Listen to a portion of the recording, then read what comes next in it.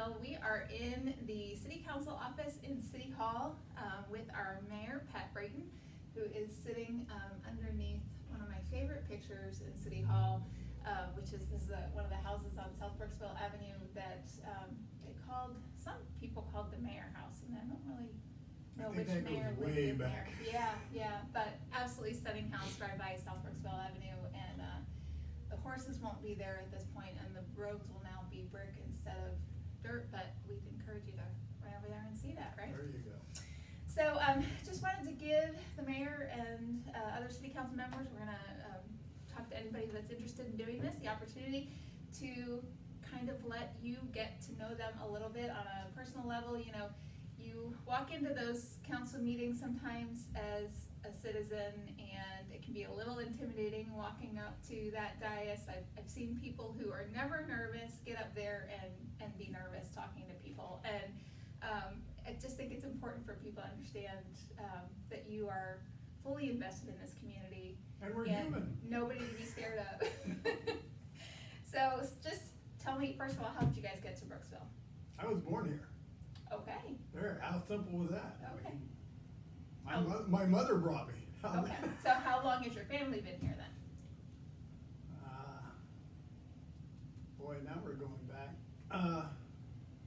Since the early 40s. Okay. My immediate family, that's my mom and dad. If we go back even further than that, we won't even go back any further than that.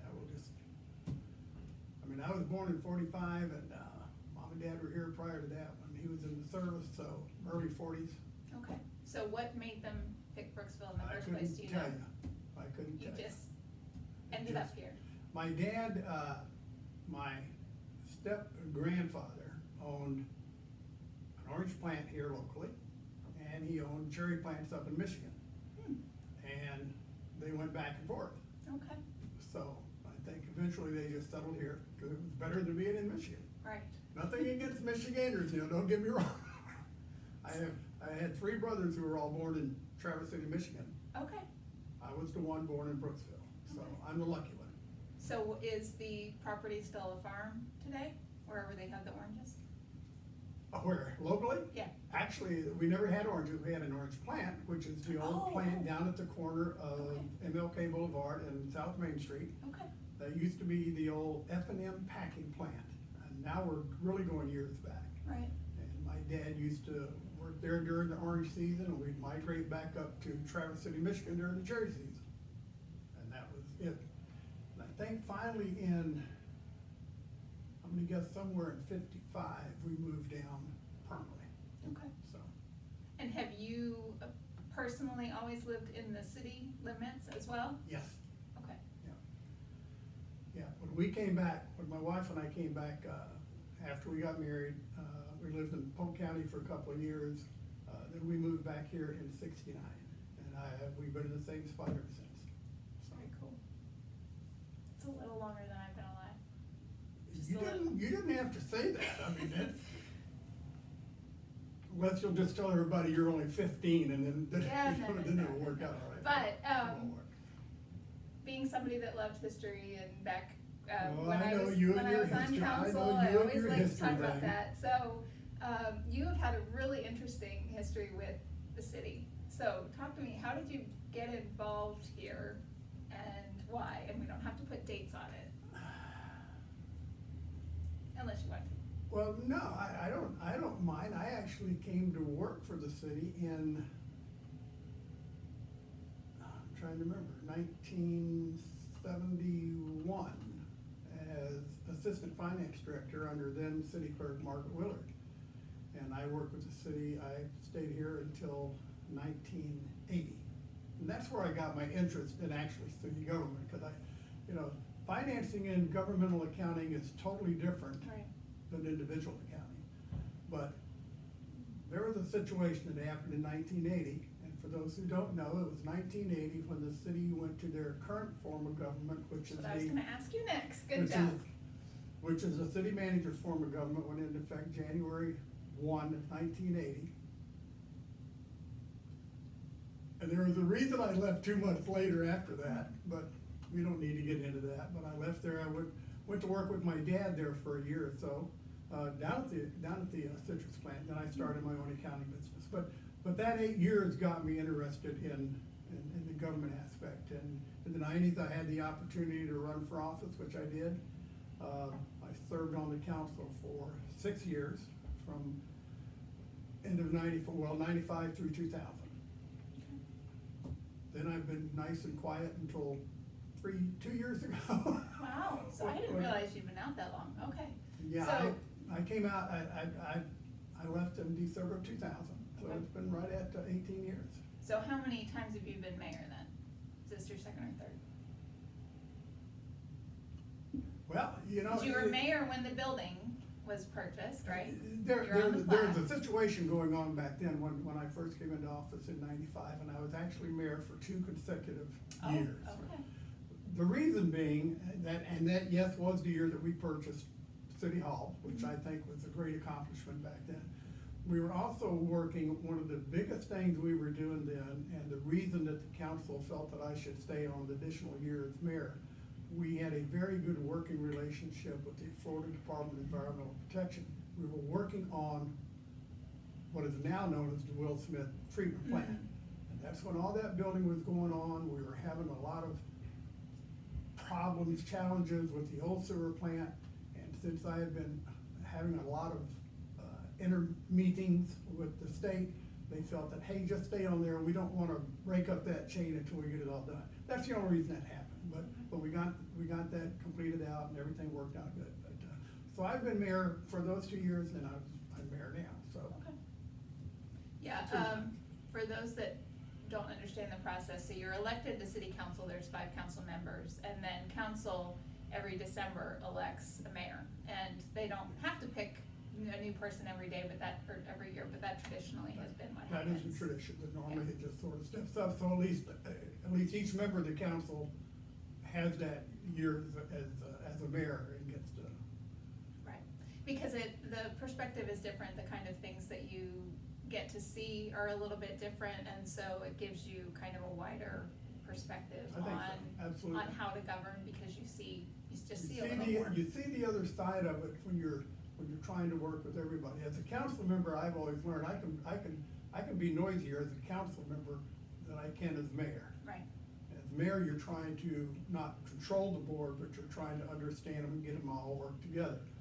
As a council member, you can just sort of say, okay, I've got this thing that we Doing need what to I discuss, want. let's go at it. So, Right. yeah, it's a yeah, different thing. no, it is, and you're signing the checks, which is always, really interesting to see how the daily workings really work, And you do see them that way. yeah, very cool.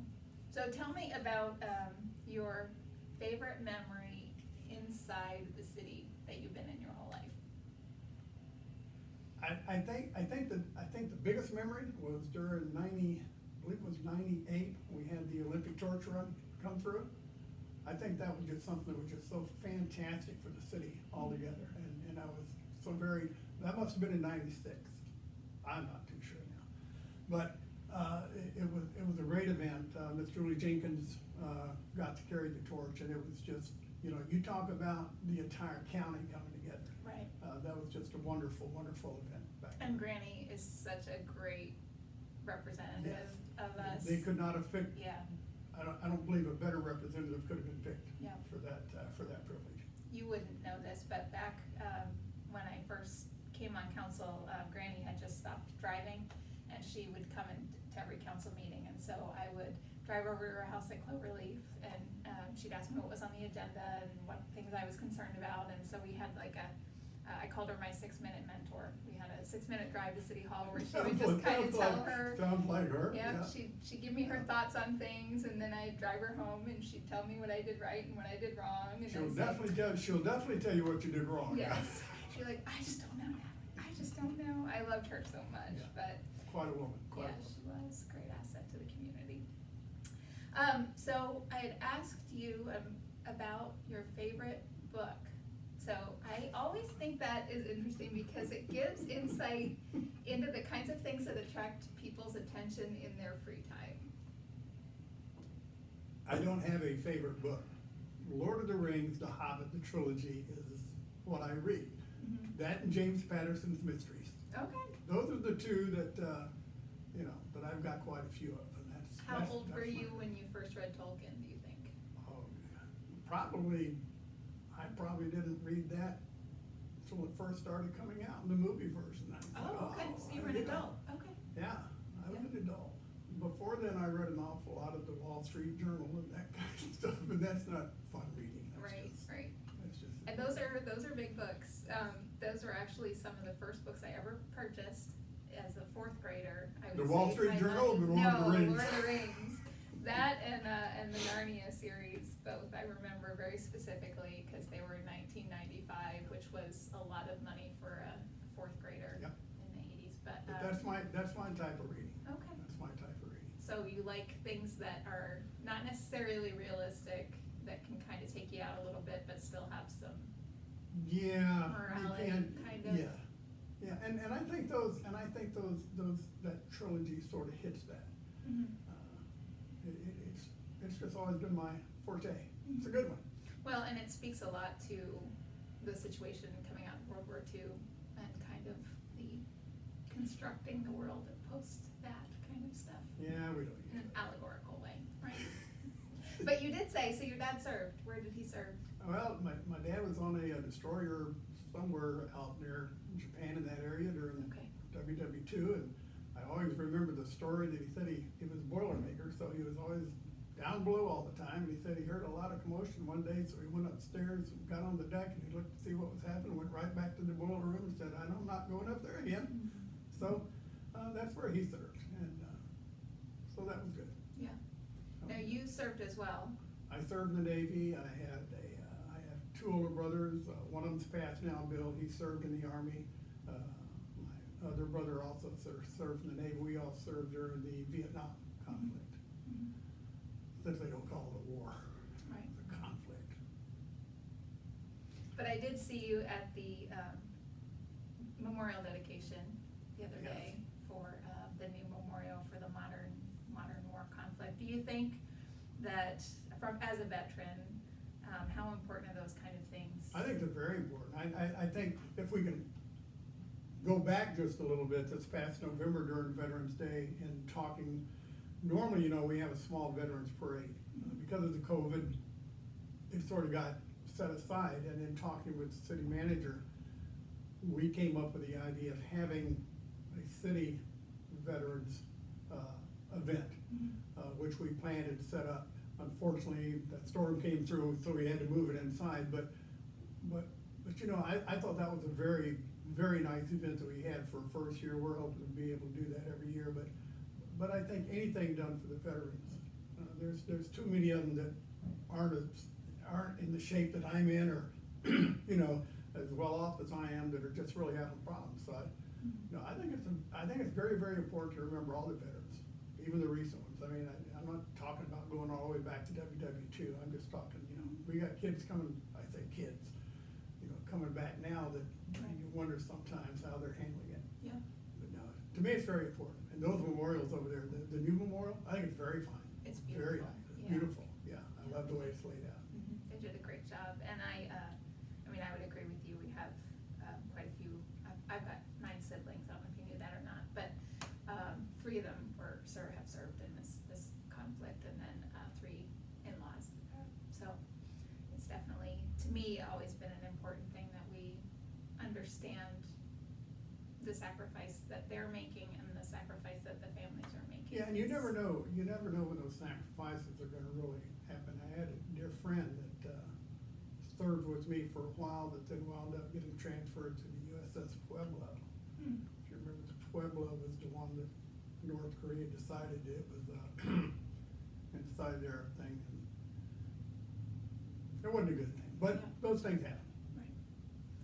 So talk to me, what do you think, if somebody were to say to you, what is the best thing you think you've accomplished while on council, in either term? In either term? Yeah, what are you most excited about? I think there's 2 things. I think number one, we'll go back to the mid, or the early 2000s, because actually I believe it was coming up on 21 years. I think March 1st of 2000, we dedicated what is now known as the Will Smith Reclamation plant out on Cobb Road. I think, I That is think, a state-of-the-art facility. I think that It's- at that time was probably, one of the greatest things we could have done, the council could have accomplished back then.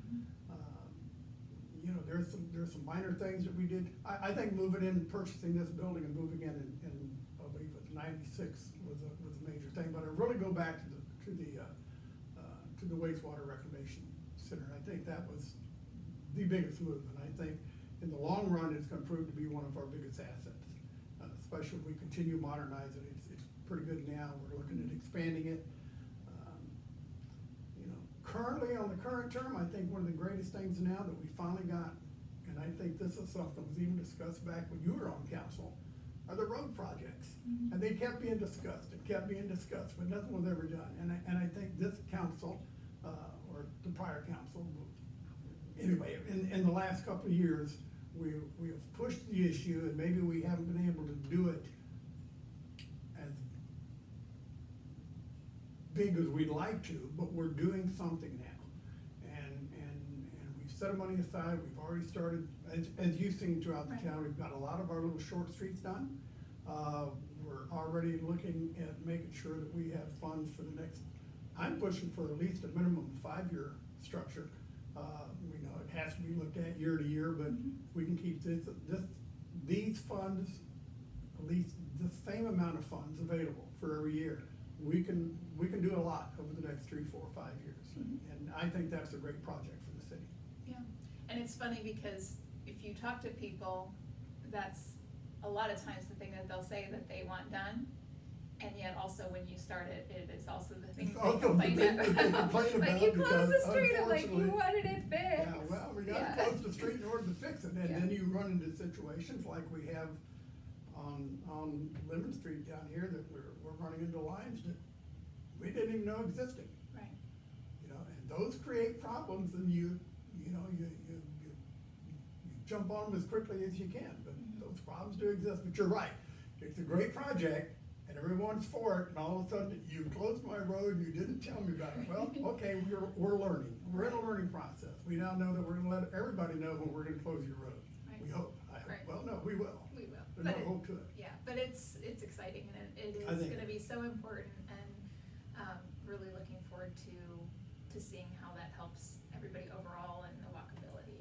I think the overall process of the roads is gonna make a tremendous difference. I really do. Yeah.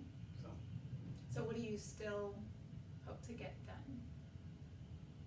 well, I still think the road project is an ongoing thing. We've got, we're needing to upgrade our sewer system. Look, our water and sewer system is old. We all know that. We're talking now with the state legislature and trying to obtain grants to help us do something with the Lamar Street water plant. I mean, that thing was built in the 20s, and I'm talking about 1920s, not 2020s. Right. Okay. Not last year. And we've just got to modernize what we've got. We've got some good assets, but they're getting old. And we're having, unfortunately, we're having more and more problems with sewer lines and water lines. I think as our road construction continues, we've got to do a much better process in mapping our current lines. And this is an ongoing process. But we have done, as a city, I think, a great job with water, and, this is not a scientific poll, but from my children, one who lives in China, one who lives in Pennsylvania, and one who lives in Orlando. If you talk to them about what they miss about Brooksville, they will all, in the top 5, say the water. Well, I can The believe it. quality of the We water. do, we Yeah. have good quality of water. What I'm talking about is the transportation of that water Right, to right. individuals. Those Right. is what we're looking at. We've got some wells that went online here again back in the 90s. That was a super, I had forgotten about that, but I think the Hope Hill well site went on back in that time, if I'm not mistaken. I know we've got a standby well out at PHSC, which it is now, not, I almost said PHCC, but PHSC. So we've got some good water. Our problem is some of the lines in the older parts of the Right. town, they're getting bad. Especially the ones you don't know exist. And that's the ones that scare you. And as we get into this road construction, I think we're gonna learn more and more Right. where they are, what we need to do, and then we'll have to, we're gonna have to fix them. Yeah, which ultimately is a good thing. I mean, Yes, it's, what absolutely is. ignorance is bliss, but it's not necessarily best for the Not citizenry. Not good. So- About the time you lose water and you say, where's my water? Well, it's out there running down the middle of the road, Mhm. then things happen. Right. We have to- Yeah, and it's funny, cause those aren't the kind of things that typically mobilize people, like, that's not something that No, people are I gonna come out don't see and water, have I just signs turn the outside spigot City on, Hall. there's the water, you know, I Yeah, don't, but you it's know, also probably the most fundamentally sort of like important the thing roads, you do. everybody loves the road construction until it's their road. Mhm. It's just like everybody knows the water's there until all of a sudden it isn't. Right. And that's when you hear the complaints, Yeah, which is understandable. but you probably could make an argument that it is the key function of government, like safe water. Absolutely, I mean, absolutely, that's pretty fundamental to absolutely. what you're here I for. totally agree. Yeah. So what else? What else Anything is else you up to wanna you? say? No, I'm pretty happy. All right, so last question then. Most people probably do not understand that unlike county commission, whose salary is set by the governor, and I think they're right around $75,000 a year, something like What that. would I do with that kind of money? City council does the same job for, where are you at now? 5,400 a year? Well, the mayor makes a little more. Mayor makes a little bit more. About he's gotta $100 get a month more. About $100 a month more for Yeah. a lot more headaches, I can tell you that. But you're still under 500 a month, right? Probably? No, I think the mayor Right is at now up five. to 600 a month. Oh, well. Hey, Woo! woo! I So- think my wife and I joked, she said, yeah, well, now, Mr. Mayor, you're up to 17 cents an hour instead of 15 cents an hour. Right. That's just about the way you look at it. Right, no, absolutely. So what makes somebody do something like that, where more often than not, people are, Not real happy with you, just go ahead. Yes, so why headaches for $600 a month? Well, Why do you do this? I do it because I hope I'm helping the city. And believe me, being born here and being raised here, I've seen some really bad parts of the city, not bad parts of the city, but bad things happen within the city. I've seen some great things happen within the city. I know the first time I ever considered running, I was always told, look, with your accounting background, we feel that you would be an asset on the council. I took that as a compliment, and it has worked for me. I just enjoy doing it.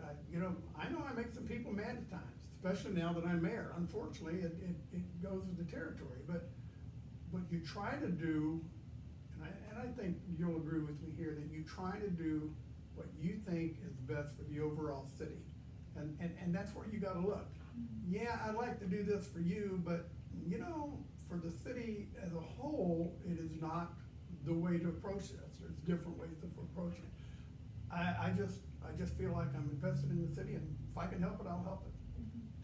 Just that simple. And my problem is that when I decide to take on the job, I don't do it halfway. And sometimes that gets me into trouble, and sometimes it doesn't, so I'll just take that for what it's worth. Right.